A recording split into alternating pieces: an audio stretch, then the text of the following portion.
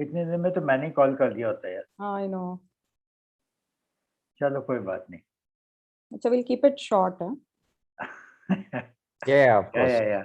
So I have, my presentation is a little longish. I'll have to cut it. I'll be very quick then. Please. And I may not present. So we are live. Okay. Good evening. Welcome to the second meeting of 2022 by the NOS Ophthalmic Society. And we are so glad and happy that we have Dr. Prashant Bhavanpule joining us from a very warm city, Nagpur. We are freezing here in Delhi. And we have, of course, I have with me Dr. Shahana Majumdar, Dr. Anupama Upasni, Dr. Anshu Arora, Dr. Ruchir Tiwari, and we will be talking today on Paginex or the brolucizumab. So I will introduce the topic, and after that we will have Prashant's talks on case studies, followed by other case presentations from the NOS Ophthalmic Society. So can I share my presentation? Please do.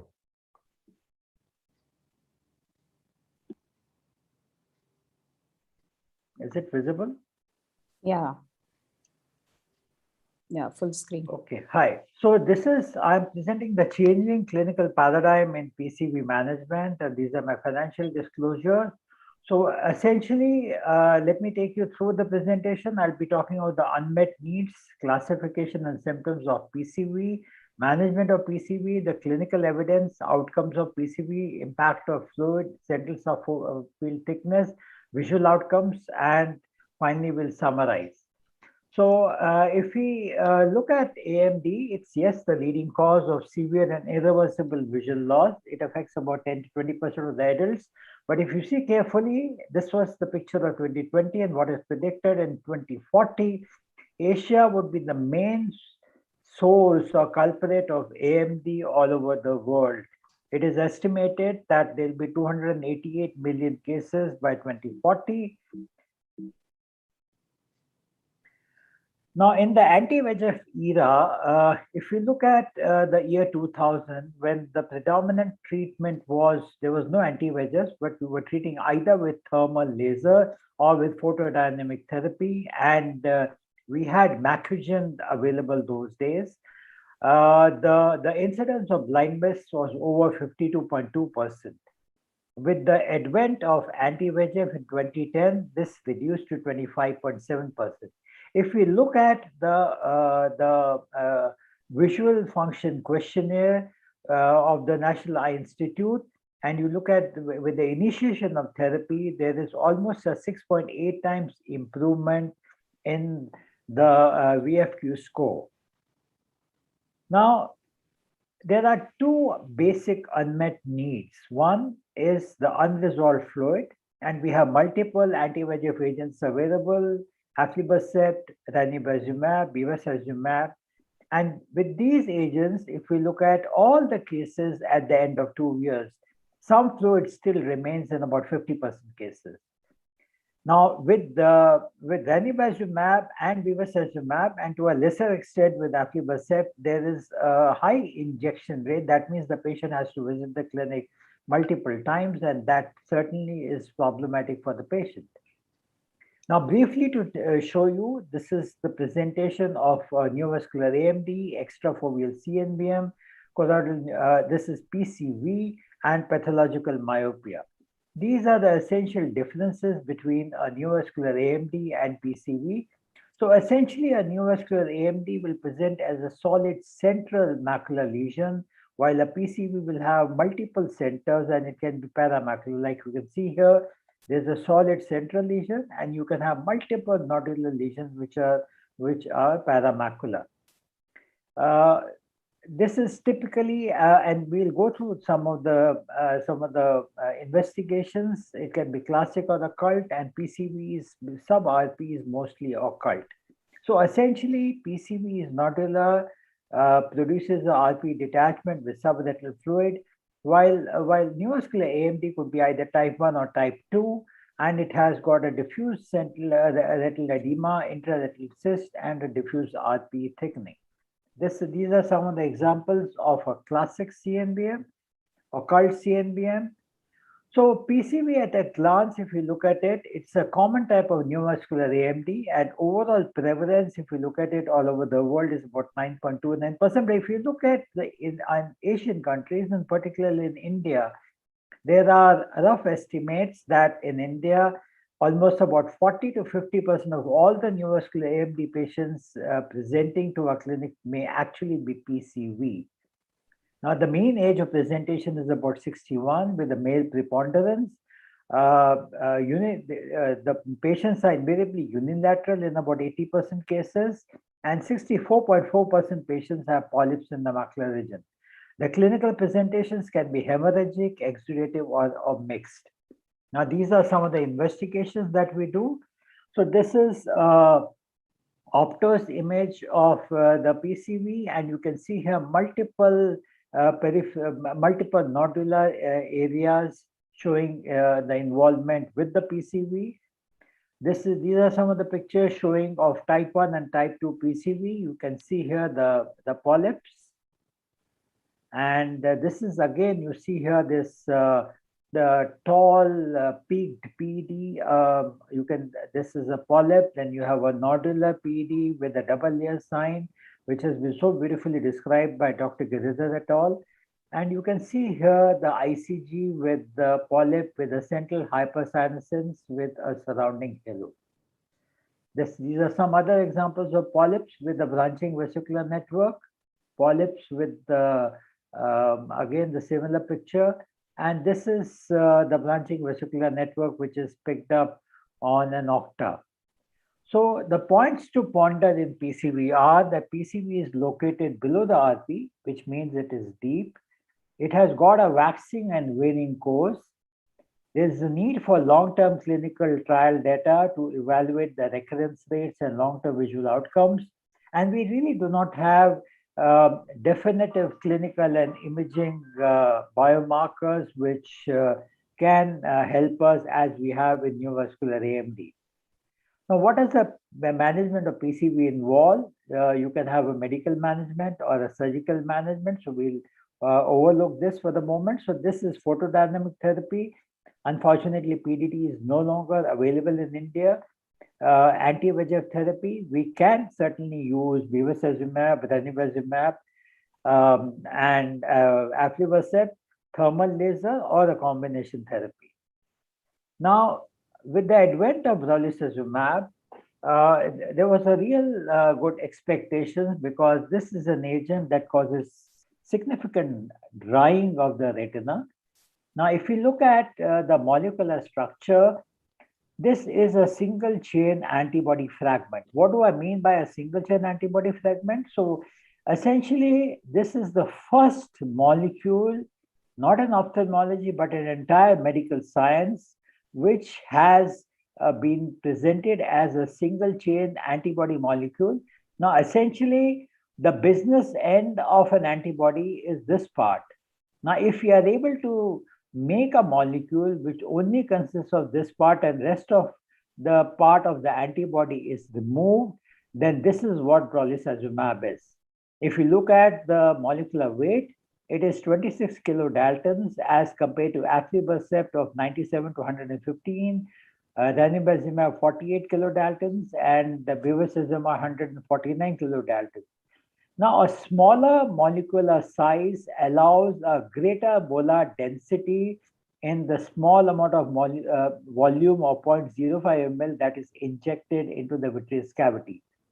So, as compared to aflibercept, the molar dose of brolucizumab that is given is 12 times, and that of ranibizumab is almost about 22 times.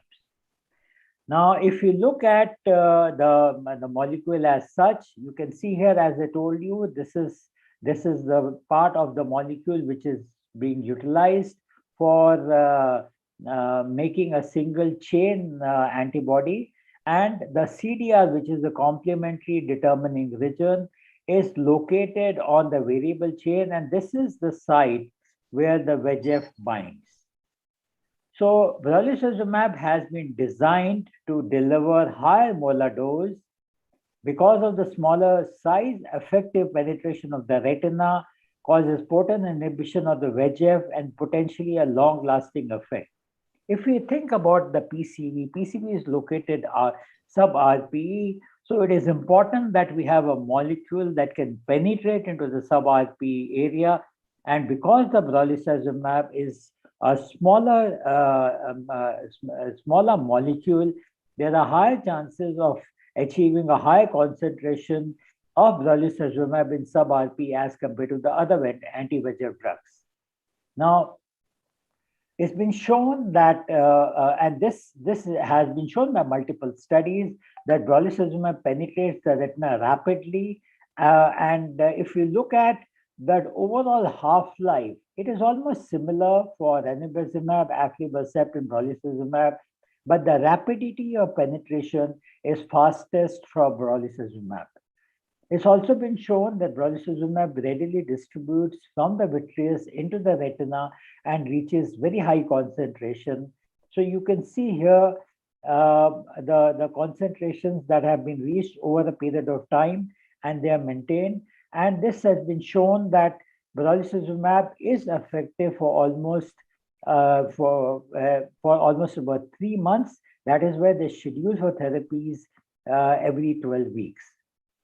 Now, the Hawk and Harrier studies were basically, these were phase 3 trials that were conducted. The Hawk study was in US, while the Harrier study was conducted in other global sites other than US. This was basically, the primary objective was non-inferiority of the mean best corrected visual acuity change at 48 weeks. Now, this is the various sites. You can see here that Hawk was in USA and certain other sites, while Harrier was in non-US sites. And we will not go over the details of the Hawk and Harrier, but just to suffice that at the end of Hawk and Harrier, which I'll show you subsequently, that almost at 48 weeks, we had 78% of the patients who were at 12-week, and at 96 weeks, or they were almost about 68% patients who were on 12-week regimen. Now, when we look at the various components of effectivity of an anti-VEGF, we find that the purple color is Paginex or brolucizumab, and the gray color is aflibercept. So you can see from the baseline, there is a greater reduction of the central subfield thickness, both in Hawk and Harrier. Similarly, if you look between Hawk and Harrier, there's a greater reduction over a period of time at 16 weeks, 48 weeks, and 96 weeks of reduction as compared to aflibercept of the subretinal fluid and intraretinal fluid. And if you look at the sub-RP fluid, again, there's a significant reduction over a period of time, and which is much more than aflibercept if we consider it both at 16, 48, and 96 weeks.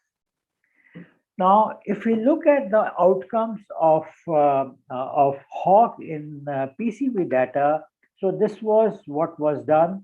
Brolucizumab was used as 3 milligram, 6 milligram, aflibercept at 2 milligram. This was the patient distribution. And if you look at this, they were very well distributed in the patients. Similarly, if you look at the pre-baseline characteristics, they were almost similar for the 3 groups. Now, when we compare brolucizumab is this pink line and the gray line is aflibercept, both aflibercept and brolucizumab improved visual acuity, and there was a robust gain at 12 weeks with brolucizumab 11.4 letters, with aflibercept 11.1 letter. So that there was a marginal difference which was not statistically significant. But if you look at the dosing, then at 48 weeks, 76% of the eyes could be maintained on a 3-monthly dosage, and at 96 weeks, almost 68% of the eyes could be maintained on 3-monthly doses. The reduction of the absolute central subfield thickness at 96 weeks, if we compare between brolucizumab and aflibercept, was again significant. And this is the SRF and IRF data, and this is the sub-RP data. So to summarize, the significant unmet needs exist for many patients with neovascular AMD. In Hawk PCV sub-analysis, robust best-corrected visual acuity gains were observed in the PCV population across all treatment arms. The anatomic outcomes favored brolucizumab-treated patients over aflibercept-treated patients, and 76% of the brolucizumab 6 milligram patients were successfully maintained exclusively on 12 weeks, at 48 weeks, and at 68% at 96 weeks.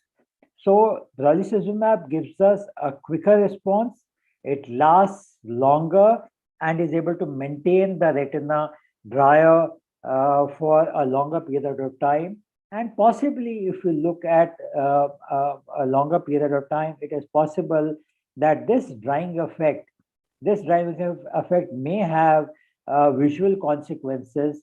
The only problem with brolucizumab which we are facing is the inflammatory response that occurs in some of the eyes. And it was very nice by Novartis that when brolucizumab was launched in June 2020, when it was clearly noted that occlusive vasculitis can be a cause, the FDA was informed, and there was a post-market survey, and they have started showing in their insert that such events can occur. And I think that is the key for all of us to discuss today as to what is the experience of people regarding the inflammatory response, regarding the occlusive vasculitis versus the drying effect. I will present one case because this is very unique, and then we'll go on to the discussion by Dr. Prashant. So this was a 79 years old male who presented to us in 2017. He was pseudophakic with the best corrected visual acuity of 6/9 in both eyes. Then he was lost to follow-up. He came back in September 2020 with a subfoveal CMVM in the right eye. In the left eye, his visual acuity was 2/60 with a large subfoveal scar and a lot of heme. He received bevacizumab because that's what he preferred in both eyes. The right eye visual acuity improved to 6/6.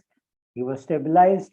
He did receive multiple injections, but we'll concentrate now on the left eye. The left eye developed a breakthrough vitreous hemorrhage. He underwent a pars plana vitrectomy with removal of subretinal heme drainage with PFCL, silicone oil injection, and endolaser. I'll show you the video for this.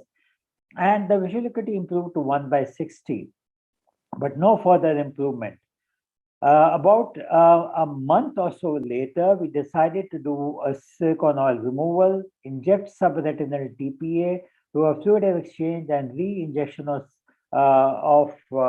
oil with an intravitreal injection of bevacizumab.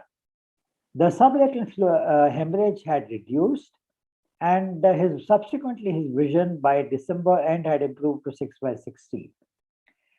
By 3rd March of 21, his vision had been maintained at 6/60, and he had received Avastin, which was followed by 2 more Eylea.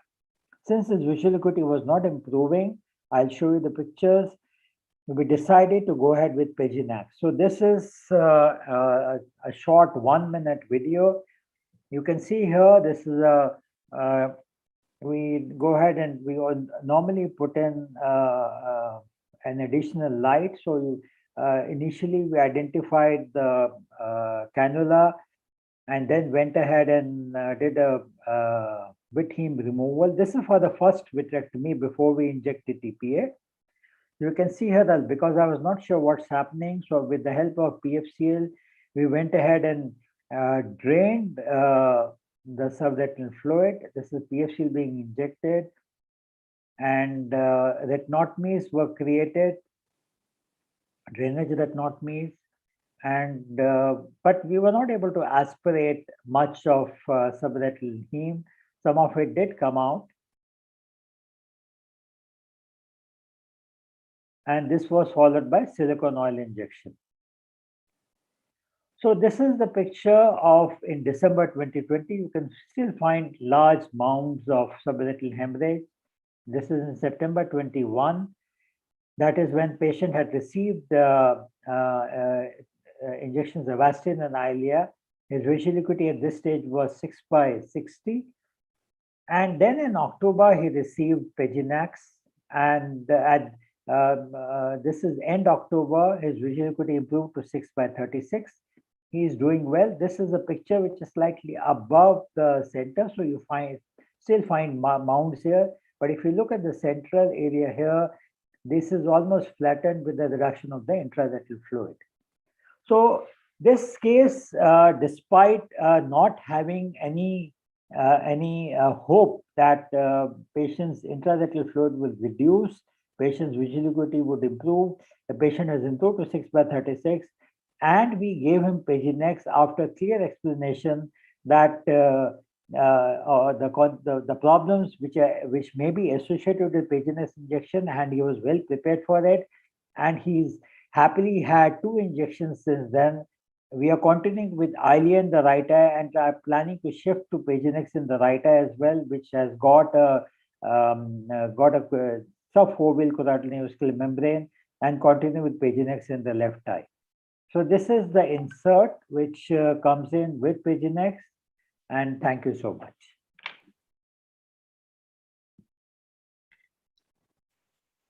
Ajay, I had a question for you regarding the Sure. case. Yeah. Why did you have to drain a subretinal heme, though it was a large amount away from the foveal avascular zone, and then had to put a silicone oil? I think simple vitrectomy with TPA and So gas positioning would have taken care of all things. So it was a clotted blood, and first time when the patient came, he had a large vitreous hemorrhage, and we were not sure of what we are dealing with. We presume that it's a breakthrough hemorrhage because he was coming back to me after 3 years. He had not come back to me. He had a choroidal neovascular membrane in the other eye. We presume that this must be a breakthrough hemorrhage. So I told him that I could go ahead and put in gas, but we decided to put in oil in the beginning because I was not able to drain much. And at that particular point of time, he was himself not willing for TPA. It took me some time to convince him. About a month later, we did an SOR, and at the second stage, because this person is an author, he has got some back issues. For him to do positioning with gas was difficult. And we decided that we'll put in the second stage. When we put in TPA. My choice would have been certainly gas, but because of his issues of not able to do any positioning, we decided to put in oil. And he said he would prefer to have good vision rather than to do all the maneuvers with gas. So you're right, we should be putting in gas, but over the period of time, patient has significantly improved. His vision is stable at 6/36, and at some point of time, we are going to remove the oil. The right eye has got stabilized, and we'll continue with Paginex. What I would beg to differ over here. See, breakthrough bleed means there is a breakthrough bleed which is happening. The hemorrhage which was subretinal has started pouring into vitreous cavity. Right. So the principle over here is to drain whatever is in the vitreous cavity, make the clot which is subretinal, which is expectedly to be a clot which cannot be removed by a simple retinotomy unless you try to do a complete retinectomy 360-degree or say 180-degree, remove the flap and then try to dissect it out. But being a PCV, it is going to be sub-RP, which is not that easy to remove. Correct. So that was expected. So a small 40-gauge needle or a 20-gauge or whatever needle you use, it will never drain. So I think the message would go wrong.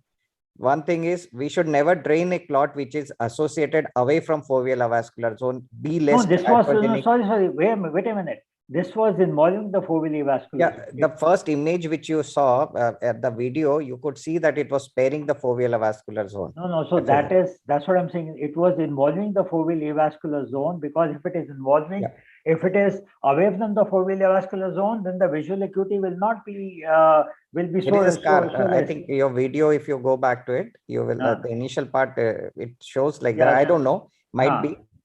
So I think we should never create a retinotomy. That is what the message should be, that where we need to put silicone oil. Second thing is, once we put a silicone oil, the absorption of the hemorrhage, which would happen otherwise in a fluid media, will be more hampered. And the monitoring would be more difficult because the hemorrhage will mix up with the silicone oil to some extent. And as such, it would be more of a messier than this. So ideal would be just do a vitrectomy. If you see a subretinal heme, you are not ready with a TPA, just do a FAX and leave it over there and use an anti-VEGF if you feel that the PCV or the CNVM lesion is active. That's the end of the surgery. And then keep on injecting a monthly or Q4 or Q8 interval. You should keep on injecting an anti-VEGF, whatever the patient is habituated to or whatever he can afford. That is what the ideal management, I think that is what should be. I agree. See, ideally, when you have fluid heme, which is or with the TP, you're not able to, if you have a clotted blood which has been lying there for a long time, which is possibly also undergoing a process of hemolysis, converting to a fibrous tissue wave, it goes through the late stages. You can have a heme converting into fibrous tissue. So if it is gone to that stage, nothing is going to work. So even a surgical intervention. So what we were targeting was any fresh blood in addition to the fibrovascular, the large heme which was converted. Therefore, I actually made multiple. So he had a large hemorrhage in the center with a one big tail going temporally. The entire temporal tail which was there, which has not come out in the video, we were able to drain off. So that has totally virtually disappeared after a TPA injection. Yeah, but I agree with you. If you have a small subretinal hemorrhage in a PCV, ideal is absolutely correct. The take home should be gas. You should inject TPA. You need not even inject subretinally, because the aim is to displace the subretinal hemorrhage away from the fovea. If you have a large subretinal hemorrhage which is involving the foveal avascular zone, then yes, you can inject TPA subretinally, drain it till it gets away from the foveal avascular zone and put in gas. Oil it should be a large retinectomy. It cannot be a micro. Or if it is a large hemorrhage which you want to remove completely, then you have to do a large retinectomy of the peripheral, reflect the retina and go behind it. Here the patient had spinal issues. We had difficulty, so we had to take a call on that. So Dr. Ajay, may I just bring the conversation back to the topic at hand? Yeah. What is your indication for injecting Peginex in the right eye? Is it to get more time between injections, or was he not responding to the others? No, in the right eye. Let's get to our indications for Peginex now. In the right eye, he is receiving Eylea. Yeah, but you said you wanted to. No. So he has had a response in the left eye. With Eylea, he needs an injection almost every 2 months. So you want to increase. So we want to increase the period, and therefore Peginex may be of value. Right. The issue which I think all of you should discuss is, because whatever problems happen with Peginex probably don't happen with the first injection. They could happen. It can happen with the first injection. I think it's about 50% in the first injection, 75% by the second. By the second, and the rest are over the next 6 months. Right. So if now he has received 2 injections of Peginex in the left eye, so you feel should safer. one convert to a Peginex in the right eye, or should continue with Eylea? If it's 2 monthly and he's hassled about it, you see, he's a one-eyed now almost, isn't he? He's one-eyed, correct. Yeah. So I mean, I have given him the choice. At the moment, he says that I will continue with Eylea, but let's see. I mean, I'm waiting for a little more evidence from the patients all over India before I become so aggressive. Yeah, I'm sure. Any take on this? Yeah, I think I'll share. Okay. Prashant, yeah. Okay. Prashant first. Yeah. Okay. The thing is, ma'am, I think we need not be that skeptical, even if it is a one-eyed patient. Looking at the potency and the experience which we have gained over the last 1.5 years. I agree. I think this molecule, there is no saying that it is much superior to any other previous pre-existing molecule anti-VEGFs. I agree. Second thing is it is the durability which also increases, and because of the durability, the cost factor also works out. And looking at the number of injections which have been used across our country and the number of adverse events which we have seen is so minimal, or rather not heard of. In So fact, the we have figures seen so many. are what I asked the Novartis people. They said 10,000 odd injections have been given, and they have 19 incidences of IOI. Yeah. So, So IOI, ma'am, we need to understand what was the severity of a IOI, whether it was which lost the eye or it was a minimal floaters and flash, which in Raja's case, I'm not sure what was. So that again is a matter of debate, basically because it happened within 48 hours. And no immune mediated reactions can happen as fast as that, unless with such could be immune just memory that cells are some sort of endophthalmitis, sterile or infected. So that is the thing. So that No, but we have had about 4 cases of occlusive vasculitis which have been reported over various groups, which so we have had those cases. So I think what is most important is to have a uniform consent all over the country for Pagenex. Yeah. Because if you have a consent, so what it was very interesting to note that there are law firms which have come up in the US, and they're soliciting patients who had a reaction before June 2020. Because before June 2020, the insert of brolucizumab did not carry a warning. Yeah. Now, after June 2020, it carries a warning. Correct. So they are soliciting patients, and that's what US is all about. Right. So, Anshu, you wanted to say something else? Yeah, I just wanted to say that, see, in such cases as your case, which is, which would deteriorate with not treating it or treating it inadequately with any other drug, the risk-benefit ratio with Pagenex will be good, I would say. Yes. That is say, if you have a good risk ratio benefit, that patient will anyway deteriorate if we don't treat with a stronger drug. And it makes very good sense to use a drug like that. In fact, in the Hawk and Harrier, when they were evaluating it before it was let out into the world, the incidence of severe loss of vision was equal in the 2 arms, because where Pagenex lost out with its adverse events, it made up by treating the CNVM. I don't know if that was clear. No, that makes sense, because basically it's a drying effect. So if somebody asks you, well, would you prefer to have fluid? Because other than look at the fluid study, we said, okay, if you have more than 200 microns of fluid, but really that's a situation we don't have an alternative in the fluid study, because if you take away brolucizumab and you consider all other drugs, as I showed you, 50% of them at the end of 2 years have some fluid. Correct. So call it a good fluid, a bad fluid. I think that's because we're not able to dry it up. Yeah, it's like sour grapes. Yeah. So let me introduce our guest today, Dr. Prashant Bawankule. It's my honor and pleasure to introduce Prashant as a good friend. Prashant is the director of Sarakshi Netralaya. Ajay, everyone knows me that way. NOS at least knows me. I would go ahead with my sharing of Okay, so welcome Prashant. Thank you. He's also the treasurer of VFSI. He's got numerous awards. I wanted to give a lengthy introduction, but anyway, since Prashant has cut me short. So anyway, Prashant is a great guy, and we are proud of you for the images of your Mirante, which recently came up in ophthalmology.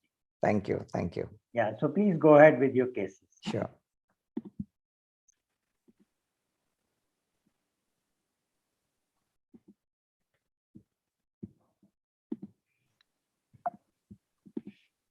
Yeah. So thank you, NOS and Ajay and Shana ma'am and all of you for getting me over this particular presentation to be with you. So these are few of my cases of PCV where we have used brolucizumab. So this is a case when she is a 45 years female who complained of sudden decreased vision in left eye of 3 days duration. And this was the picture at presentation. If you can see the serous type of a PED, tubular PED over there. At a high magnification, you can see more, almost encroaching into foveal FSZ. and the double hump shine on an OCT, corresponding OCT, which meant that it was a PCV. Being a VIP patient, we did a FFA, we also did an ICG. We thought, so we are seeing some leak over here, polyp-like lesion. At that point of time, our first line of management for any PCV-like lesion was aflibercept. So we gave injection aflibercept, and then we continued at Q4 interval, the second, third dose. The fourth and fifth dose was given at Q8 interval. And as you can see, in spite of 5 doses of aflibercept at 9 months, this is the picture. Her vision had moved to 6/36. It had deteriorated from 6/9 parts to 6/36. You can see on a fundus photograph, this image, which was serious looking, now had an orangish hue, which was spelling that it has become assumed an hemorrhagic component to it. And the OCT was as bad as it was previous, right before the first injection. At this point, we had brolucizumab, so we took the patient into confidence. Young patient, 45 years, having received 5 dosage of aflibercept, we injected with brolucizumab. And this is within Q4. Within a month, you can see this orangish hue has assumed a yellowish. It has become more concrete. In fact, the margins became more margins could be well delineated, meant that it has started resolving, and the vision had moved to 6/18. And this is the corresponding OCT where you can see the fall in the height of the dome. At this point, at that particular point of time, we believed in giving a loading dose. So we injected second brolucizumab at Q4 interval. And this is another injection at Q4 interval. And you can see the lesion in the corresponding color photo as well as the OCT, which has started falling down in height. And on a color photo, you can see the change in the color, which speaks about the resolution of that lesions. Now, after 3 loading dosages of brolucizumab, this is the picture. It is more organized. And then this was at Q8, we injected the 4th brolucizumab. We wanted that lesion to be totally off. So we continued with Q8 interval at that point. And you can see I have reached up to 6/9 parts in this young female who is 45 years, and she received 5th brolucizumab at Q8 interval. And this is 9 weeks after 5th brolucizumab. You can see the lesion has organized well. It is nearly flattened. There is no fluid into the intraretinal or subretinal fluid. But 13 weeks after, again, there was increase in the activity over here. And we went ahead with injections of a 6th brolucizumab at Q13. That was at Q13 she received. So this is just a timeline for you. Before brolucizumab, this is the OCT, then Q2, Q2, Q3, Q4. Oh, sorry, it really went on. So you can see second injection, third injection, fourth injection, and the 5th injection. And this is the 8th injection. We gave almost 5 injections and near flattening. You can see at the last picture over here. And it is now more than 12 weeks that patient is asymptomatic. So this is our first case. Now the case number 2, she is a 70 years female who is senior gynecologist from our town. She complained of decreased vision with 6/9 in her left eye, quite pseudophakic. And this is the picture at presentation.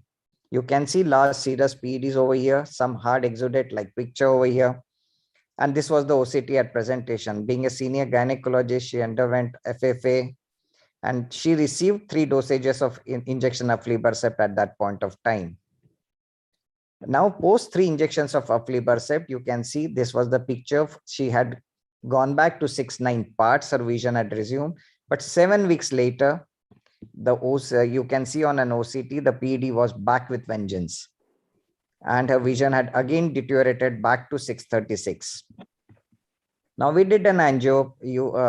Being a senior gynecologist, we did everything for her. We had an ICG by then, and you can see, we thought we are seeing a polyp-like lesion over here on an ICG.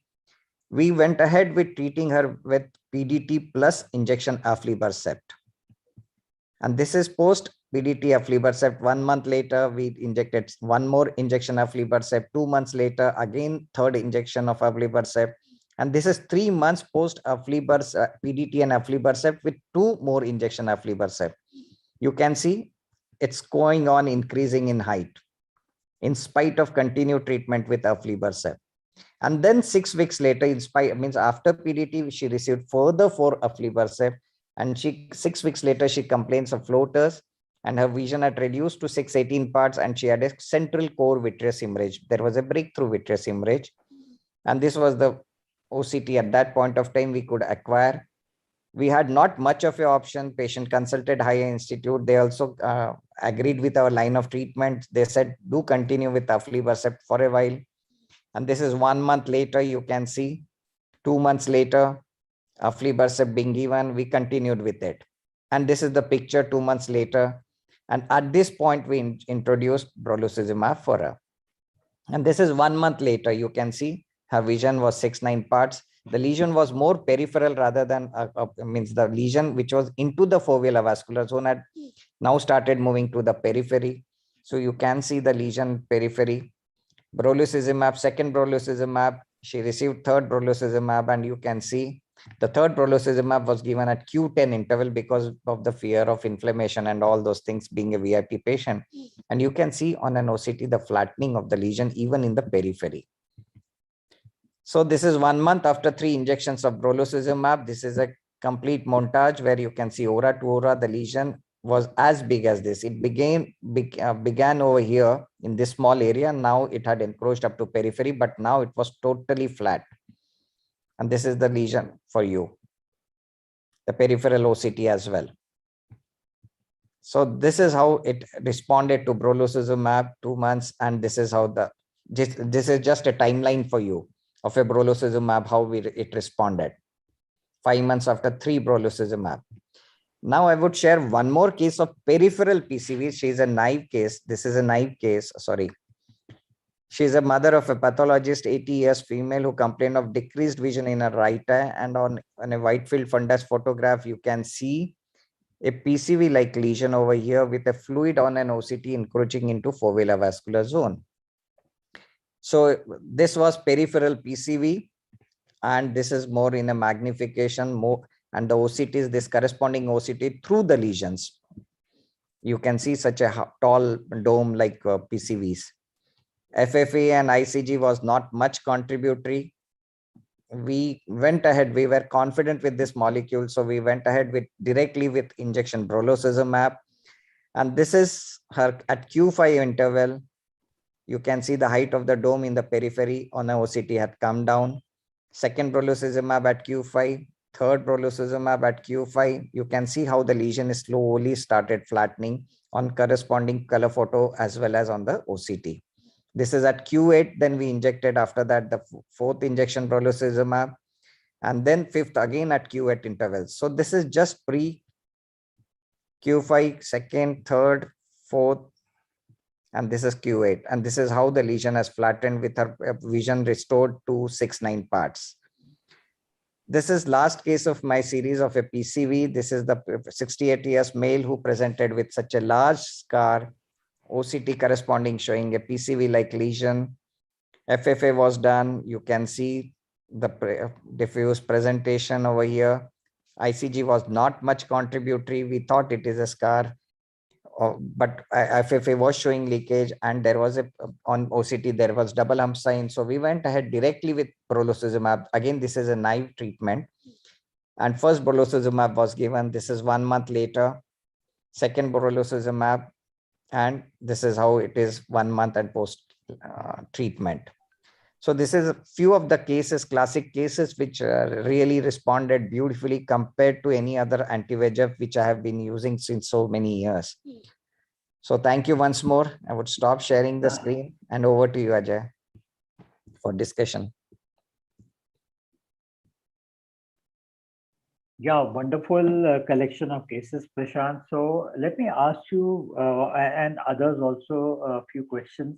If, what we are dealing with is when we have PEDs, when do we decide to give which molecule if we have a serous PED versus a fibrovascular PED versus a hemorrhagic PED? Can you decide based upon your clinical presentation that, and the patient comes for the first time, that you will directly go ahead with your experience, Prashant and others, that you will go ahead with brolucizumab? See, a or symptomatic, IVR. yeah, calling about a tall serous PED, which is not much symptomatic, there is no intraretinal fluid, I might prefer just to observe at that point of time. But the moment there is some fluid component added to PED and it has started assuming a hemorrhagic component, then we go ahead with any anti-VEGF molecule. Previously, aflibercept in all these cases was the molecule of choice for me, but now apparently it is brolucizumab, because the dramatic resolution in the height which is seen with this molecule was unseen before, and I'm really convinced about it. And I have got over the fear of the skepticism of inflammation after seeing the response which we have seen. And I have used more than 180, 200 injections of brolucizumab, and I'm really convinced about the potency of this molecule and the durability of this molecule. Prashant, all the cases that you presented were either mother of a pathologist or a pathologist themselves or a gynecologist. Weren't you a little scared of injecting them, or didn't you tell them? Didn't you take a consent? Especially with these people, a pathologist would understand the intraocular information much better than anybody else. See, I would tell you, see, a person who won for us this, one of my patient is a laparoscopic surgeon. I don't want to name him. He's of your name only. He is a doctor who represented us and helped the IMA win the case in the Supreme Court against capping during COVID. I'm injecting him. Okay. So trust me, this is the level of confidence which I have. He's Dr. Pradeep Arora, to be precise. Don't quote me ever. But he is a very dear friend of mine, senior friend of mine. How do you obtain the consent? I mean, do you tell them the incidences, or that's where the catch is?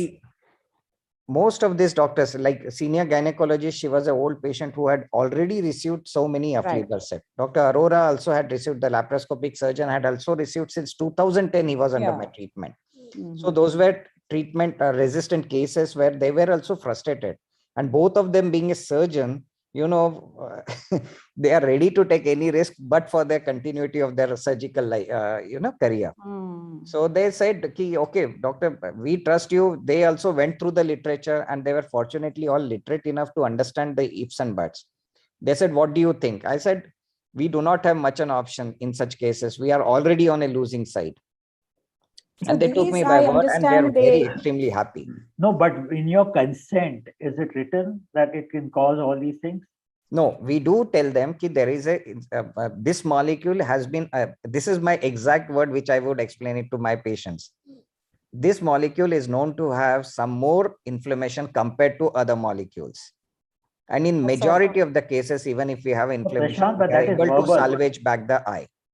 But the potency of this molecule is so high that the end result is going to be quite better compared to other molecule. This is how exactly these are the words I use for my patients. It's a verbal response. Is it? Do you take it in writing? No, I don't think so. We have just. No, that is important. I think we have to, because what do others think? No, I usually consent. I have made a special consent for it. And I have added specifically the percentage of individuals who can get inflammatory reaction, that the patient is explained and he understands that concept.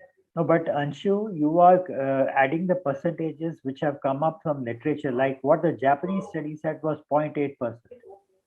No, but I usually, what I get the info from brolucizumab.info, that is the real world data which I'm getting, which is a very well substantiated data. I get that percentage in that.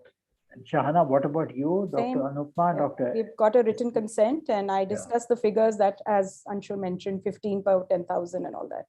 And that's where the problem is. Yeah, I think that's the way, because as I told you, I was shocked when I went through some of those things which is happening in the US, that if you have something in writing and the patient has signed it, then it is acceptable.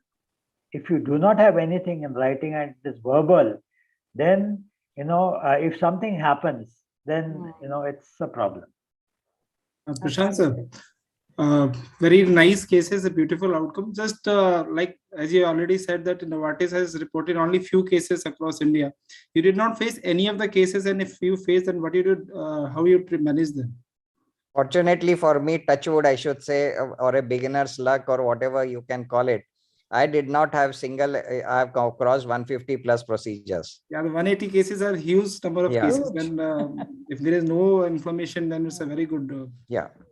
I think, see, we have to be quite vigilant about it. I do maintain quite, I should say my protocols are very rigid, even for other molecules. Like we see every patient who receives an anti-VEGF on a day 1, day 7. That had been my protocol for any molecule, be it Avastin to today brolucizumab, and a month later. Prashant, So one this more is- question. Yeah, one more question. So the rigorous follow-up which is being done in the US for brolucizumab involves a wide field imaging. Wow. You have wide field imaging available at your center. Yeah, of course, Do those you images which you routinely- saw, wide field imaging. Mirante is a wide field imaging, No, but but I don't do it. Do you routinely do it with brolucizumab No, cases? I clinically evaluate on subsequent visits. Only if I have to document, if I am interested in a particular case for my documentation, I do, but not from that fear. So clinically means would you do an dilated Of course, indirect every endoscopy? patient who receives an anti-VEGF at my center next day is seen dilated only. Correct. Because What we should about remember, others? whenever we have an endophthalmitis, classically after intravitreal, the exudates start beginning in the inferior vitreous, not into the central core vitreous. That is what my observation is. Correct. So I think that's a very important take-home message Yes. because a lot of people all over the country with injecting other anti-VEGF would see the patient next day, would look at aqueous flare and retroventricular flare, not dilate the pupil, which I think I personally dilate all my patients, but it takes a lot of time, but that's the way it is. What about others? How do No, you? I don't dilate my others, but this brolucizumab, I'll definitely dilate. Anshu, Anupma? Yeah, I had a question for Dr. Prashant. RP tears have also been reported with Hawk and Harrier. So if you have a very high PD, what would be your choice of drug, taking that into consideration? See, but the thing is, as I said, if it is a serious tall PEDs, even aflibercept is not going to respond as dramatically as this. Okay. Would the dramatic response increase the chances of RP rip? It has not been proved. So at this point of time, we know if we have to bring down the height of the PED, the only molecule which really is effective is brolucizumab. As I have shown in my case series also, you could see the height of the PED. Yeah, one of your Yeah. cases, a gynecologist, I think, I thought, इसमें तो इसका tear होने वाला है. होना है, वो लगता ही है. She had a breakthrough bleed, what not. And So now you're giving in 9 cases also. yeah. Naive I have been doing since last 8-10 months, ma'am. Naive one-nights also we have injected when we see that the disease is going to be frustrating and all those things. We see the thing is basically fortunately for us in our country, the choice of molecule the choice of molecule is basically patients lives on the doctor, treating doctor. He says, doctor, whatever you trust, you feel. And if there are patients who you feel they are literate enough to they are trusting their judgment, then we should. If it is a illiterate who might call कि आज भगवान बोल के पैर पड़ेंगे और दूसरे दिन पैर खींचेंगे, that type of a attitude if I see, I might not inject. I see. But I think in the north we seem to be a little hesitant. I think literate doctors, they better understand us, ma'am. We need to understand that they are easy to understand. They understand what is research. They understand. So I think my literate patients are more easy to convert. A patient who understands the complications that may occur is the one to go for. But the patient should be able to accept the complication. Exactly. So if he is not able to accept, then it becomes a problem. We have now an extended indication. I am not, I didn't share with you. In few of the previous forums, I've shown my indications in diabetic macular edema, CRVOs, macular edema, resistant macular edema. She's a mother of a physician for whom for a CRVO macular edema, I did since 10 years, I did for her Lucentis and Eylea. Then I did vitrectomy with ILM peeling, Ozudrex 15. And now she is only responding to brolucizumab. It flattens like anything. It's so dramatic that that auntie comes and tells me, I am so happy. So she will come and hug me for that. कि पिछले 6 साल से मेरे को क्यों नहीं लगाया. Right. That's Now, it. I had a little discussion point on this venous occlusion. Now they've just banned the Raptor and the Raven trials because that's on venous occlusions. But my bone to pick with that is that those are hemodynamic occlusions. These Exactly, are not inflammatory. So I don't see where. So, why it's Shahana, right in there. there, I think one thought could be that whenever it is hemodynamic, even if it is occlusive, there is an endothelial damage. Whenever Yeah. you have an endothelial damage, there will be some amount of local histopathological inflammation. If you look at infarction Right, or but that's all that, happened, no? That's happened. so that inflammation might actually get, that is why it's not indicated in patients already having, but people all over the country are injecting for venous occlusions as well, which is surprising. No, even diabetic macular edema, people tell that now it is a inflammatory disorder. Correct. The allergen people say even the AMD is a inflammatory disorder. So that way, the indication would be quite, if you say then the brolucizumab should be out. If No, we are so much or afraid maybe of we should inflammation. inject brolucizumab with Ozurdex. Pardon? Inject brolucizumab with Ozurdex. Then you don't know which is working. Which is working. Or maybe you can combine it with IVTA. No, I think the No, fear of inflammation is if you are using at Q4 interval, it's really a very potent drug. I think in this trials where it got banned, basically because they were really going with such a strong molecule in a short period of time and such a big immunogenic load, and that's why the body has to react that way. So now we have started on a PRN basis for any case. Without the loading dose? No longer No now loading. loading dose Q4. Now the concept is inject first, then do a PRN. Whenever we see the resurrection of the fluid or the activity, that is the time when we inject second. No, but Not a two of your TNA. cases, you had 4 weeks injection followed by Q8.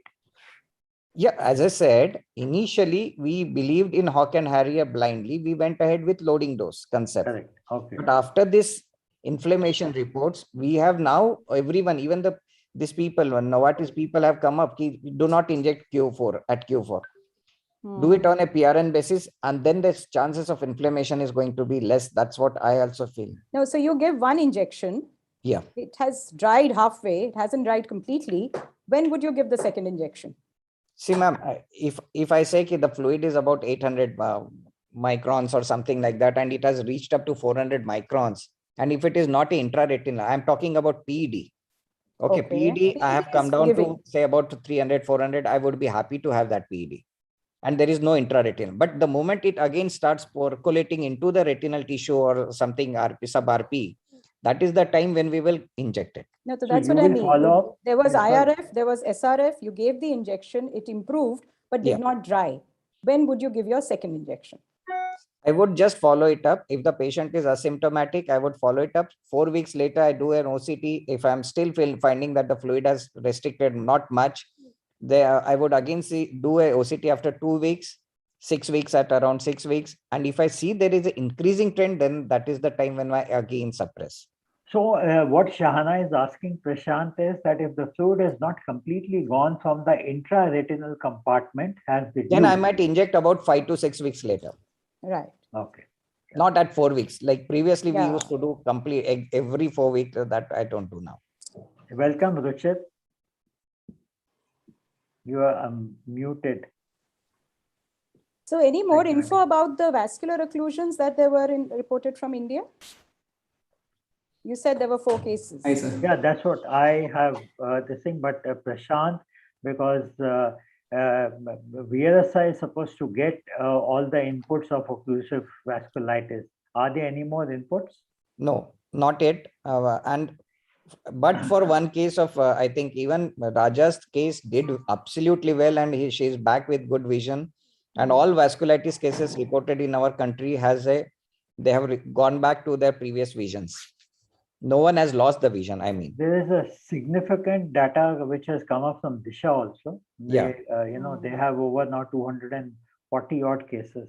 So it's a fairly large volume. Yeah, Dr. Debu shares that. That's it. Yeah.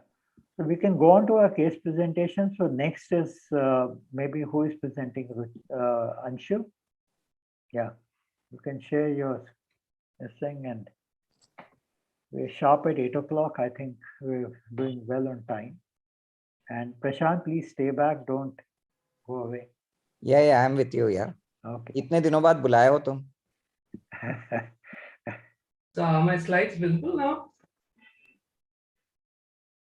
Yes. Visible, just to visible, Make it a full visible. screen. Is it in full screen? No. No, make it full screen, not Oh, it. it is not coming in full screen. It's full screen for me, but I don't know. Again, go- Presenting from a Mac or what? No, I don't have Mac, sir. I have simple Windows. So I'm presenting इसको from my इसको Windows. ऊपर जाके click करो ना. नहीं, ऊपर जाके- और ये bottom, right at the bottom जो ये हाँ, वाला- नहीं, I know that slideshow, Yeah. but it is not coming in slideshow. चलिए, You- I'll You present exit it. and once more you come back. Reshare it. Reshare it. Okay. Yeah, हाँ, yeah. बंद करो. Stop Stop sharing. share. Okay. Yeah. Okay. And now you go for it. Mhm. Otherwise, why don't you go to the top and say slideshow? Maybe that will work. On the top written part next to animation. Next to animation. This Upper, thing is upper, upper. covering that. One second. Wait a second. Animation slideshow हाँ, from, इसमें from beginning. Now? it's become vertically, on my screen it's become vertically large, but it's Very not. large. Yeah. Okay. Slide cut रही है पर. Slide cut रही है ना. I think this is better. Again vertically large. No, it is. So I'll present it like this only. Yeah, present it like. So basically, this is my initial experience with brolucizumab. I started injecting this drug from, I believe the first shot I gave in October 2020 when the drug was launched, I believe approximately at the same time. And I have injected around 34 injections in about 15 patients, which includes the patient with neovascular AMD and PCV. There are 13 patients who were earlier treated with alternate drugs and with residual fluid with either intra or subretinal type or both of them. Encouraged by their response, I recently treated 2 treatment-naive patients also with brolucizumab.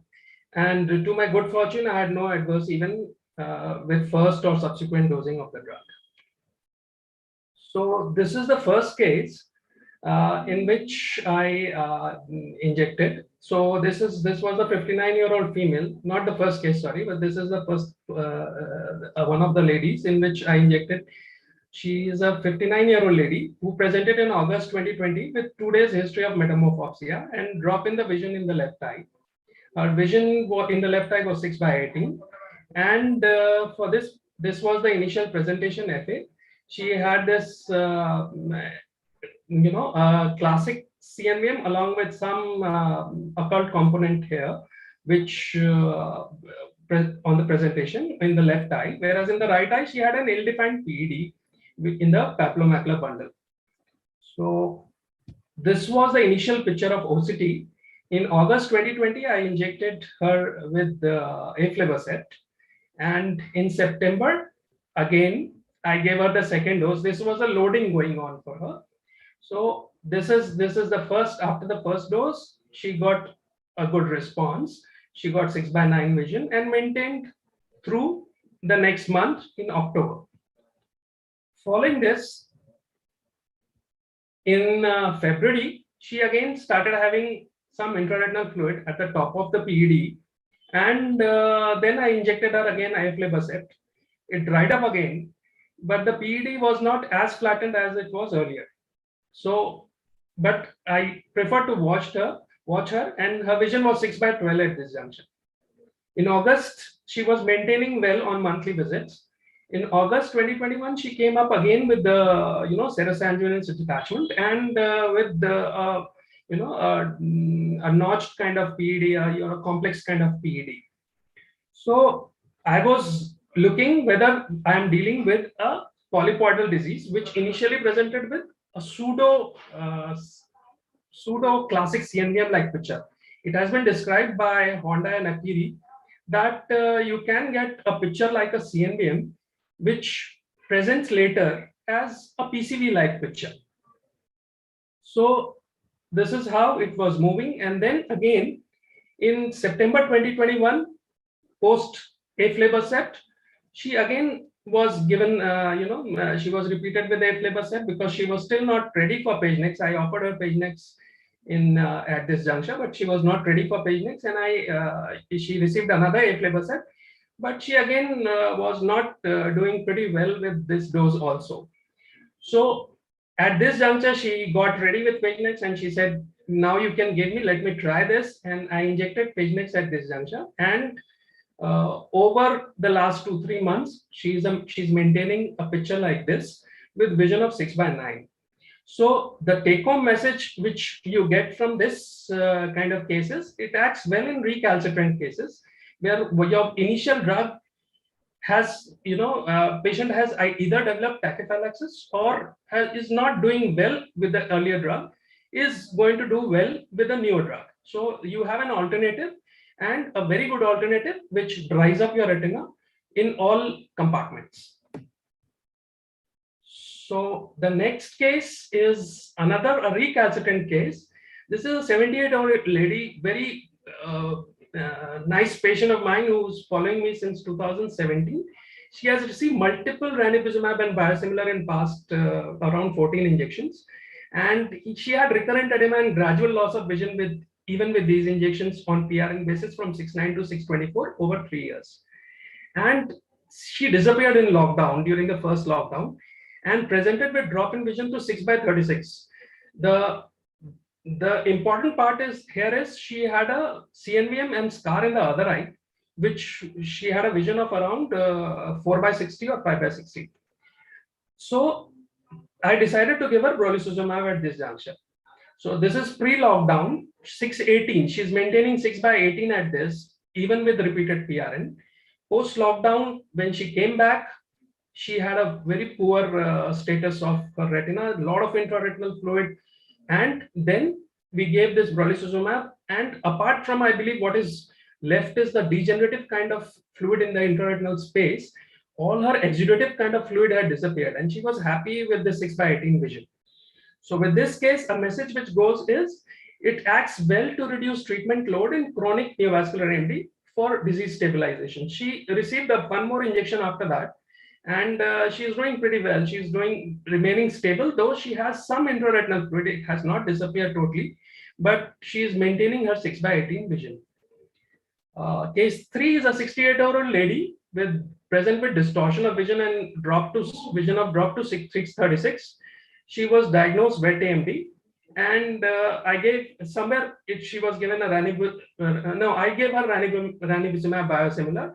And she reported back with fresh heme and persistent edema after 1 month. This is the lady. Again, I switched over to brolucizumab, and but she disappeared after the first dose of the drug because she developed COVID, and her family members also got COVID. So she received the drug after 8 weeks of the first dose. So this is on presentation. This is the post biosimilar. She got vision of 6/18, improved to 6/18, but there was definitely an activity here. So I switched her over to brolucizumab. This is post delay. She had a delay, but the delay, even after 2 months, her vision was stable at 6/18. And 2 weeks post second loading, she was doing pretty well, and she is maintaining at 6/12. Last case, which I would like to bring here, is something similar to Dr. Prashant's first case, which is a young individual. He had a similar 49-year-old lady. This gentleman came with a pachychoroid PCV. So his vision was 6/18, and he was treated elsewhere for the other eye with the ranibizumab, and had some subfoveal scarring, and vision was 6/18. So he was in a very panicky mood. He's an IT professional, and he was worried that he'll lose vision in this eye too. So he presented with subretinal hemorrhage and vision dropping from 6/9 to 6/36 in January 2021. So I gave him brolucizumab. This was a treatment-naive patient, and post 2 injections, you can see how 3 injections. Sorry, you can see how good his dry his retina has dried up and the PD has almost disappeared. So as in Dr. Prashant's case, I believe it should be the first drug of choice in PACI-PCV cases in young individuals. So this is overall my experience. It's good response even in chronic AMD. It is a viable alternative in recalcitrant cases. And I believe looking at the follow-up of the patient, the 12-weekly extend regime works very well with these patients, and you can sometimes extend it to 18 weeks also. But as soon as you see the fluid coming back, you have to inject it back. Thank you.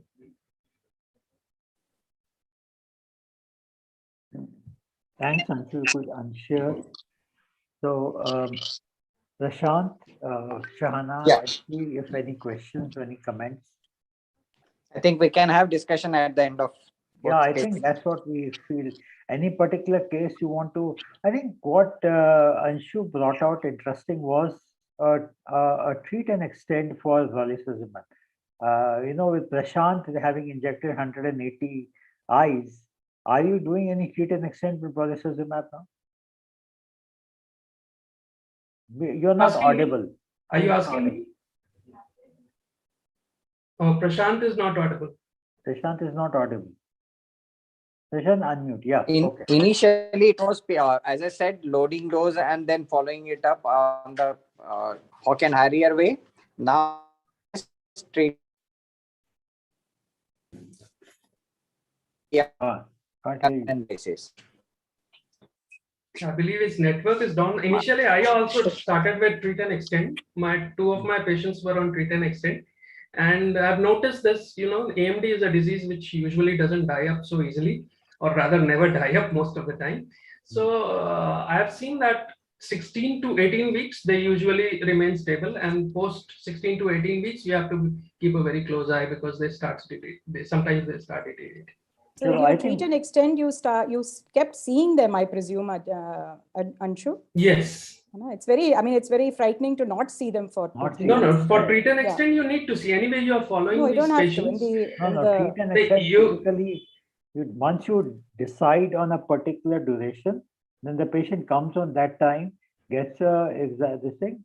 So it's a combination of PRN and treat and extend what you are following. Yes, that's something like that. So it's called as treat and observe. Right. Yeah. Okay. Sorry. Yeah, please. I just wanted to raise a point. Do we have any information about the polyp closure with brolucizumab?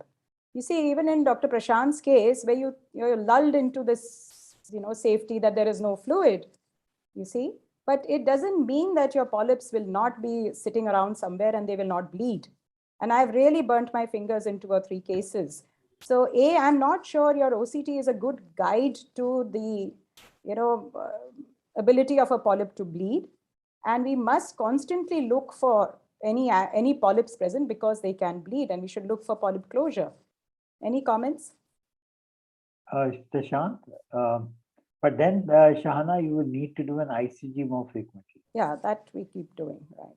I think there are some studies which have been done in Japan, and they have seen polypoidal closure with brolucizumab. I would presume that. Okay. Yeah. And the incidence is 80% closure. That is what they have reported. At least those patients in which I have treated, I have noted that their angry looking polyps usually becomes totally, non-visible kind of, scenario. So let's go on with Shahana's presentation. I think Ruchir's case. Ruchir? Okay, Ruchir. Yeah, hi sir, good evening. Good evening, ma'am. Yeah. Okay, I'll share my slides.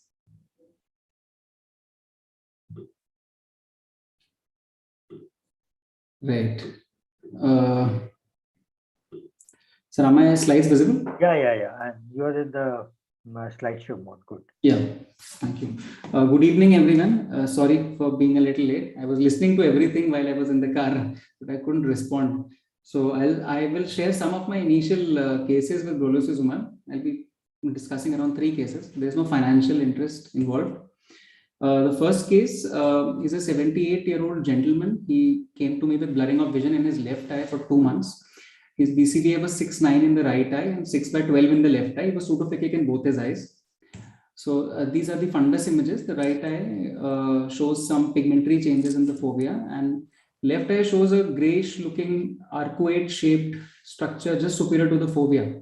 So I did an angiogram which revealed that thing to be an occult CNV. Leakage started late in the angiographic phases, and then it increased in size and intensity. Right eye, on the other hand, showed just a few window defects.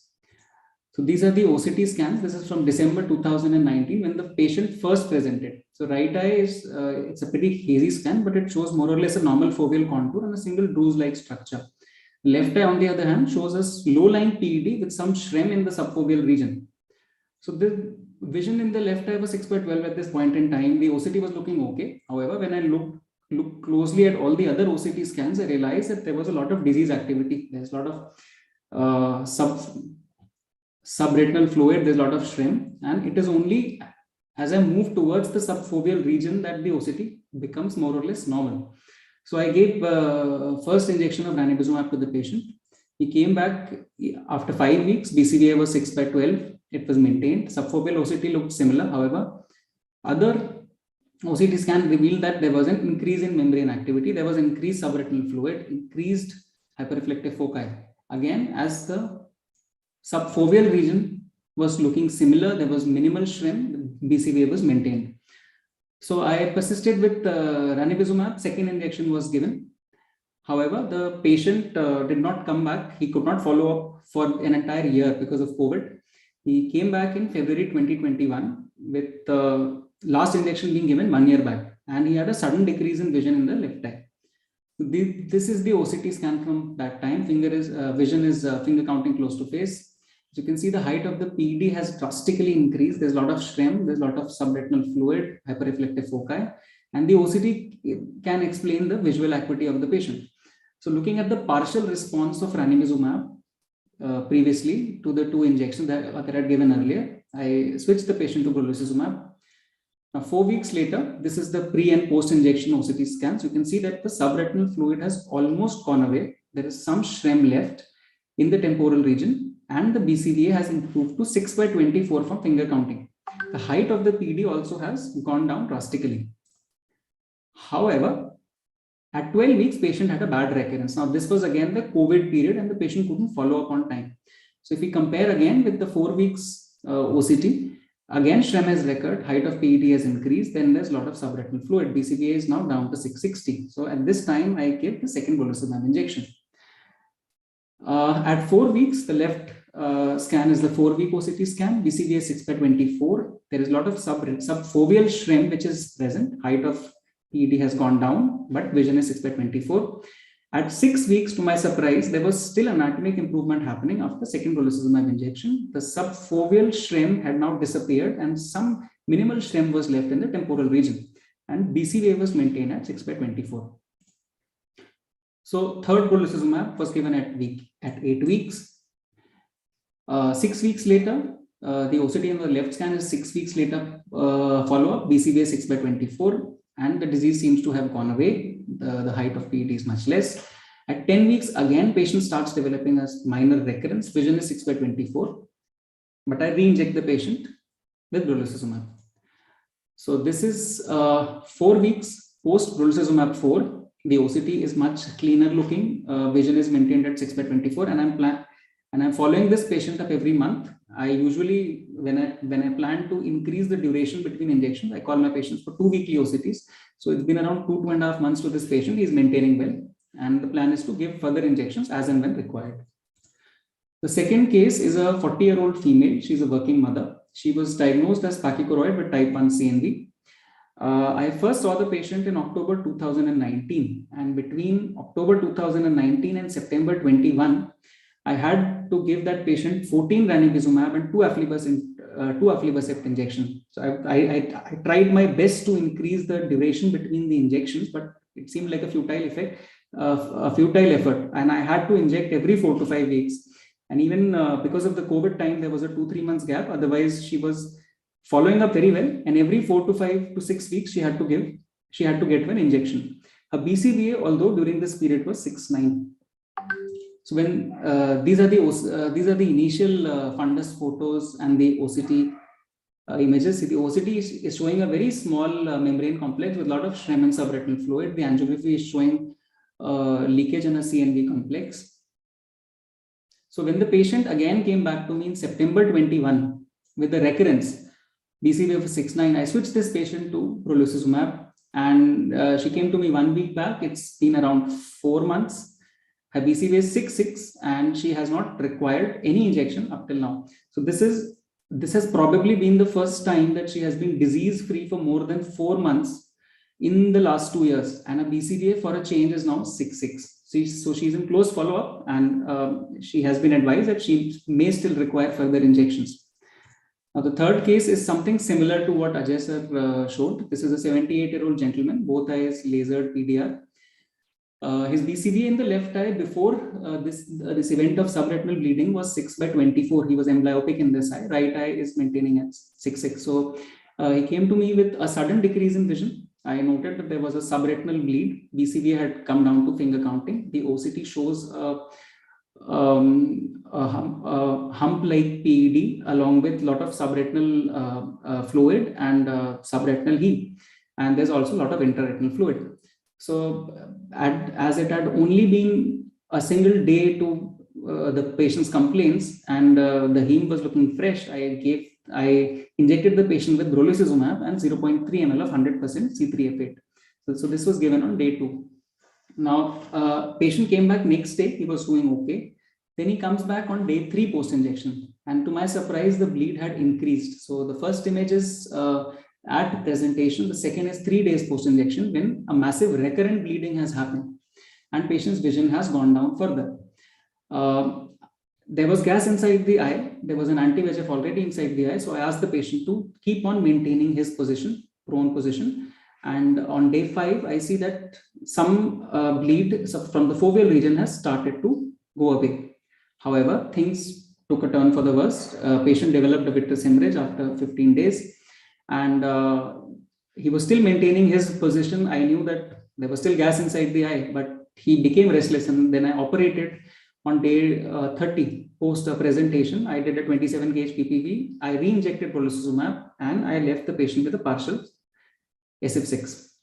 So this is pre-injection. This is pre-treatment. The first images are pre-treatment, and the second is 2 months post-treatment.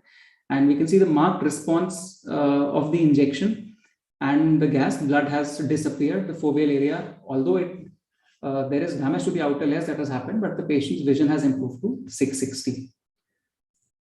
So I've given around 40 injections in 25 eyes in all types of CNV, in a lot of one-eyed patients with victimized eyes, treatment naive.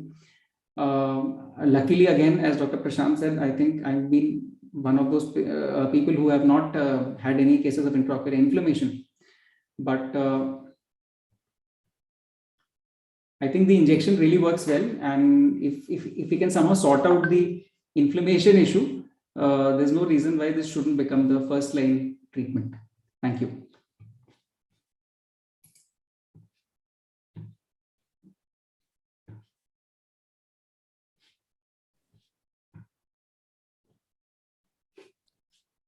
Very nice cases, I think. Thank you. Complete variety. Really enjoyed it. I have one question for you, Dr. Ruchir. In your first case, as you showed, you treated after, say, 12 weeks between the first and second injections, if there was a gap of 12 weeks. So how about giving monthly loading doses, first 3 loading doses, and thereafter shifting to the Q12 or Q8 this thing?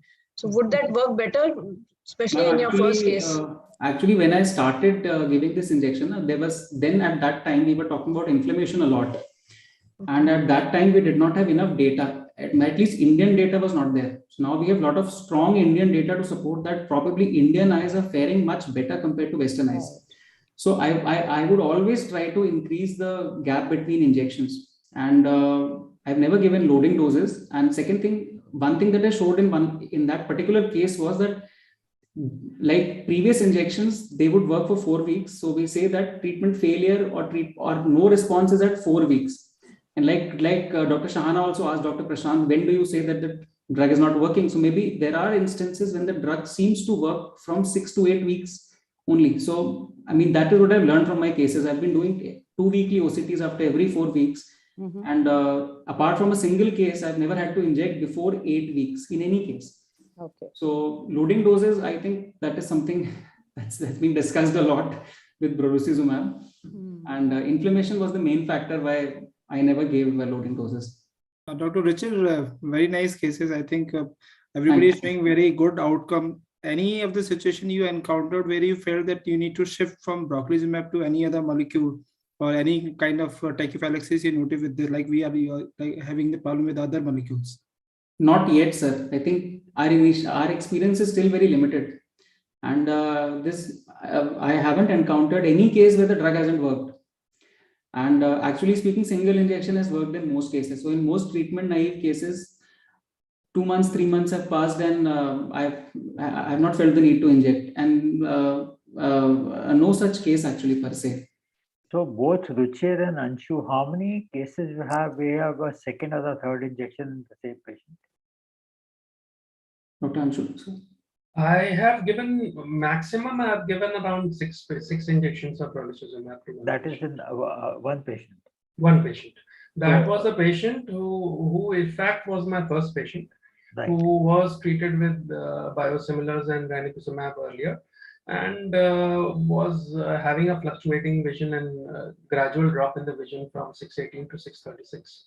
So I injected him, and this was the patient when I started, keeping a treat and extend or treat and observe, whatever you say, but was treating him on Q12 basis and then extended to Q16. When I came to Q18, then I found that the fluid is coming back, and in fact, the fluid comes back with a vengeance. It does come back with as if the kind of response you have, the rebound is also very strong. So you have to be very careful with that.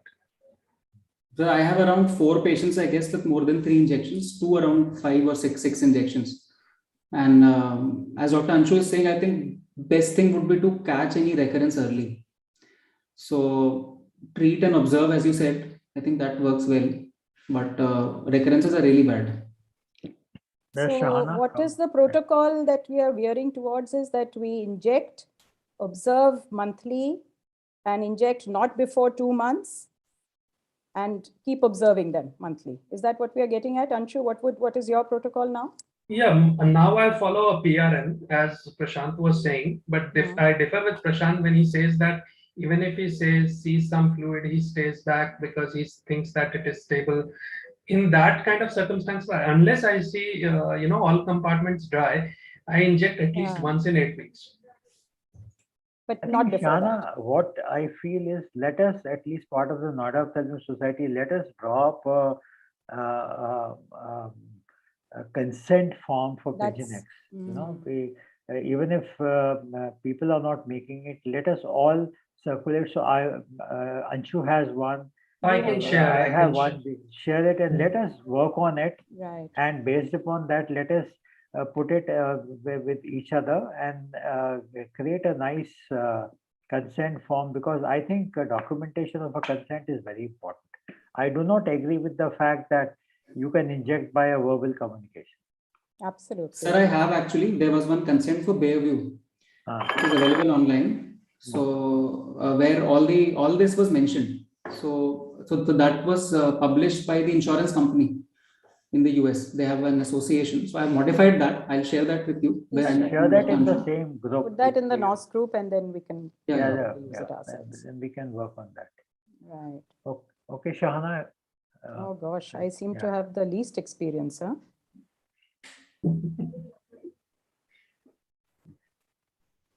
So as we grow older, we have less. Can you see something? No, you are not sharing as it. Share your screen. I thought I did.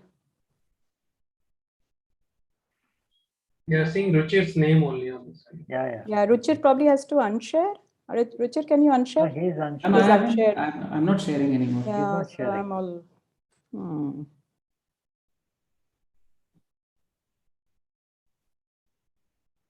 Oh dear. Is your presentation open? It was, yeah, it's open. Okay. Just see if it is open and then you can share. Ma'am, the green button on the bottom, which is share screen. Yeah, Just click on it. press And that the many pop-up. times. Yeah, and the pop-up will come. Just click the blue button again. Yeah, ma'am. I'll be good. Yes. Yeah, fine. Is it full screen now? Yes. Yes. Okay. So I think I have the smallest experience. So at iCare, we've only given 16 injections in 10 patients, of which 12 I have given because my colleagues have somehow not had that great experiences that Anshu and Richard seem to have had. Prashant has injected in 1, no response. Anubhav did in 2 or 3 again. So they've all veered away, but I've had a pleasant experience and I'll just share 1 or 2 cases. Our numbers are less also because we have a lot of panels and it's not approved in the panels.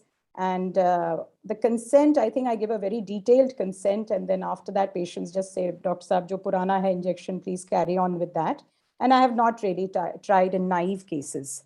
But in a nutshell, yes, of course, the effect is very, very good. It's lasting for me about 2 to 3 months. And but whatever the OCT results, most patients are extremely happy with their visual experience. And they come back and tell me, Dr. Saab, wahi wala lagana. Now, I don't know if there is some other form of visual improvement other than the visual acuity. So I'll just present 1 case, seeing my meager numbers. So this was a 76-year-old gentleman with IPCV, and the ICG showed lovely polyps. His vision was 6, 18, and 12, and he received a Lucentis at that time in May. And wait, I'll just get rid of this. So the OCT was as follows. There's a PED, and there is some shrim, and the usual. Just a minute. So then he was okay, and he only came back 3-4 months later in August, and I continued, in an attempt to complete the loading dose.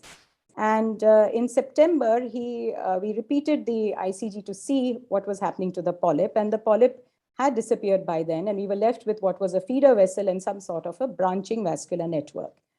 But the OCT was not dry. There was some amount of subretinal fluid, and I persisted on injecting the Accentrix. And this is where I went and got stuck. So here we go. This was in November, in January, and the SRF was just as it was. And, the fluid study was not out then. Otherwise, I would have even stopped trying. So at this point, I told him, okay, Bagar, let's shift to ILIA. And he was an ECHS. He had to go to RNR, and he got the approval for ILIA. Unfortunately, something happened after the ILIA, and he became worse. His vision dropped. And he really cursed me for giving this injection. And I hurriedly went back to Accentrix. So this is February, the ILIA was given.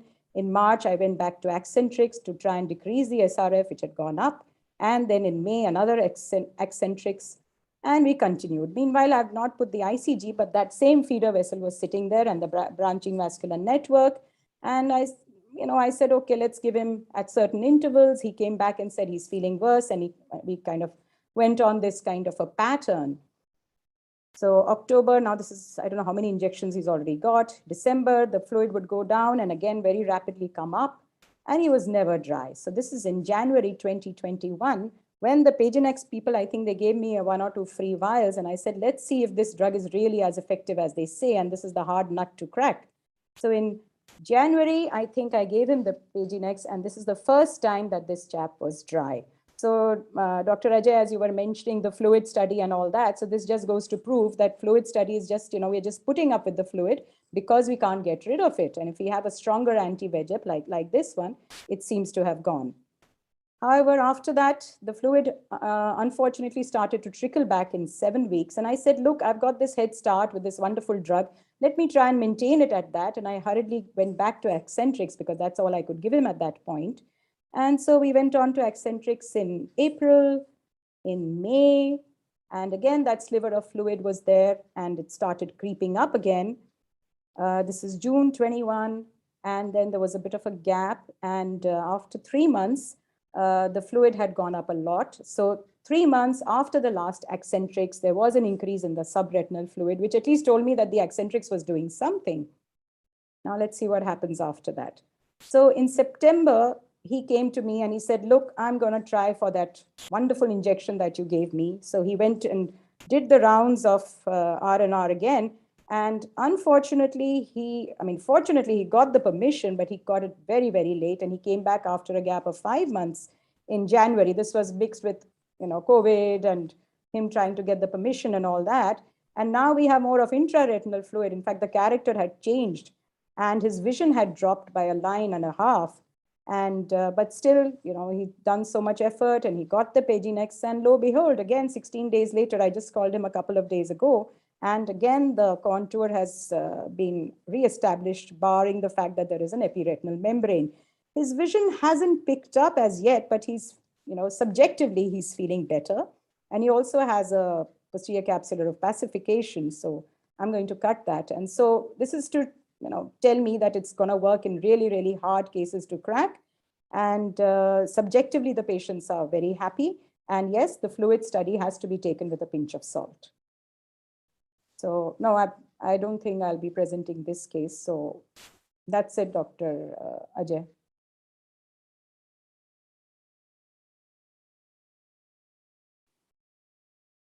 Oops. In unshared, Shana. I'm trying to stop share. Okay. So yes, the chair, Anshu, SP, Anupma, any thoughts, any discussable points? Ma'am, actually, I have one such case, which is I have actually two such cases where fluid was not responding to any anti-VEGF, and before brolucizumab, actually, I had to. So patient was very demanding. I mean, he would ask me what happened after the injection. Although he was an insurance patient, but still it does cost a lot for any eccentric injection. So I told the patient that, okay, I will only inject when your vision goes down. So the same thing I did with Paginex. So I gave him one injection. It lasted for around 3 months. Fluid came back, but it was a clear SRF. There was no Shrem. There was no hyperreflective. There was nothing else. So his vision was maintained. So he's been maintaining the same thing for 9 months now. Vision is stable with minimal SRF. So I think that is where the fluid study would come in, and not just the fluid does go away, it does recur, but not like other injections like Accentrix, where you showed that fluid was increasing and increasing and increasing. Right. So that way it is working better. No, I mean, I meant it in jest. There are cases where you take away the fluid and the vision drops. Yeah, definitely. That is also there. So Shana, in your case, did you try Eylea? I did. He worsened with Eylea. I thought it was eccentric. Okay. No, so I gave one Eylea and he was about to kill me for that. So that's very strange.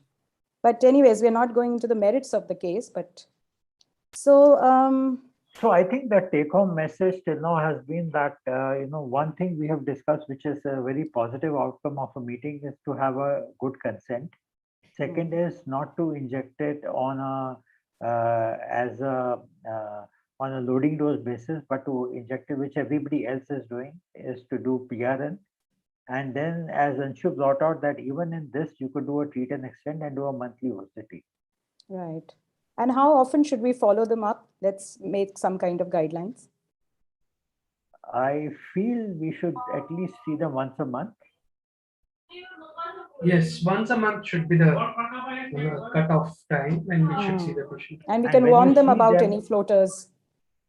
Yeah. No, and when you see them, what all things you would do? So fundus evaluation, I think, is must. Dilated fundus examination. Absolutely. Vision and fundus. And OCT? OCT may not be required, sir. If vision is okay, then I would not do an OCT actually. If I don't see anything. What about others? Would you do an OCT? I usually do OCT.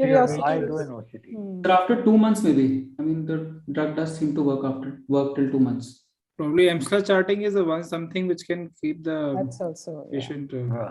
So I think Ruchir is trying to say that since we're not going to intervene before 2 months, what's the point of doing an OCT then? Doing an OCT. Yeah. Correct. So maybe after 2 months, we should start doing OCT, but then should you do it monthly? I do 2 weekly, sir. I do 2 weekly then. Okay. That's so how fast is it acting? I found it works within 2 weeks. Ma'am, I have cases of recurrences from 7 weeks to 4 months. No, so, I meant how quickly does it show the effect? That's also variable, ma'am. Like I've heard a lot that in 3 days it works, but 4 days, but I think it starts working around 1 to 2 weeks only. Yes, about 2 weeks would be the. No, theoretically, it gets to the RP space within 1 to 6 hours. That is true, sir. But the effect, actually, people have shown cases that 1 day, 2 days, things have changed, vision improved. But personally, I have not experienced that as a But the fluid will take a while to dry up, na? Yeah. Whatever fluid has come is Take a while there. to dry. Further fluid will not come. Yeah. Yeah. So any more comments, anything else? I think today will be the first time we'll be finishing before 9 o'clock. Consent. Okay. Are there any patients we'll avoid? Yes, the ones who've had inflammation earlier. And vascular occlusions don't seem to be a complete no-no now. Is that a message we are getting? I would personally not inject. I would not inject in a vascular occlusion, but yes, if nothing else is working, then maybe. Sir, I've given actually. I've given him 3 CRVO patients who were not responding to Ozurdex, who were not responding to Eylea. They seem to be recurrence was faster at 1.5 months. There was a recurrence, but no inflammation per se. Right. So like you were saying, that's a hemodynamic phenomena. Probably this is Yeah, inflammation, so this is a separate entity. That's what my thinking was. Yeah. Even with the study Kite and Kestel in diabetic cases, they have found that there's no increase in number of inflammatory cases as that would be expected in a case of diabetes, in which vasculopathy is more of a cause. There, sir, probably you can use Ozurdex along with this. Yeah, so in a diabetic patient, would brolucizumab will be a last choice after you exhausted with Ozurdex? I honestly have not tried. I have not tried off-label brolucizumab with diabetic patients. But as soon as probably the data will come up, or FDA has already approved, I believe. So as soon as they allow it in India, I believe I'll be very much into trying it. Okay. So do you think there is a genetic predisposition or something towards this inflammation? I mean, Indians. The studies which they have done, they have primarily noted that Caucasians have more chances of inflammation. But even the Japanese, I think, had a high. Caucasians, they have more noted in a female predominance is also noted in this. That's so right. there are a lot of females, a lot of other one more thing was there which I'm not getting right now, but there are age was not there. One more thing was, if it comes back to mind, I'll let you know. But usually these two are common things which are very common. Mainly, even almost 90% of people who had this vascular, phenomena were females. So there are more chances. Yeah, cardiac diseases, patients with cardiac diseases, they also tend to have more of these inflammatory response that I've read it somewhere. Yeah, but the Japanese, as Shana, you were saying, Japanese people are different from other Asians. Like they are probably showing more inflammatory response. Yes, they are. I read a study where it was almost 16%, which is really high. The initial Japanese data was about 0.8%. Yes, but they're just coming in figures. So hopefully Indians are a little protected, but the number is small. 10,000 is not very large. But it's not small also. It's very. No. I've actually been in contact with Novartis. I was trying to get data, this adverse event data. Yeah. So I think I'll speak. I'm yet to speak with the concerned person, but that is exactly what I wanted to know, whether there is a difference between North and South India also. Yeah. It is very likely that there could be some difference on those lines also. So I think as we get more data, ma'am, then things will become. Then we'll get bolder. Yeah. Okay. So I think Prashant has not yet joined back. Maybe we should. Let me thank Novartis for giving us this opportunity to do this meeting. I think the virtual meetings have been really good, and thank you all for participating, because we have also built up a big repository. Even with Ophthalmic Society, of very good webinars, which a lot of youngsters are happy to fall back upon. The discussions are good. So my question to all of you is that, I'm getting a lot of requests from being in retina. I get a lot of requests from various companies that hamara webinar hona chahiye. So when should be the next webinar on vitreoretina or uvea? Vitreoretina and uvea. Wow. Whatever. So because Shahana is there, so I think, or maybe we should discuss it off the group because we are live. Yeah. We will discuss it later. And thank you, Shahana. Thank you, Ruchir. Thank you, Anshu. And we should thank Dr. Prashant for having presented, and thanks Anupma and Dr. SP. So we should have more frequent meetings, and I would want that we should probably have a physical meeting very soon. Right, sir. Thank you, Dr. Ajay. Thank you, sir. Thank you so much. Thank you so much. Bye. Bye, everybody. Bye. Bye. Thank you, Dr. Ajay.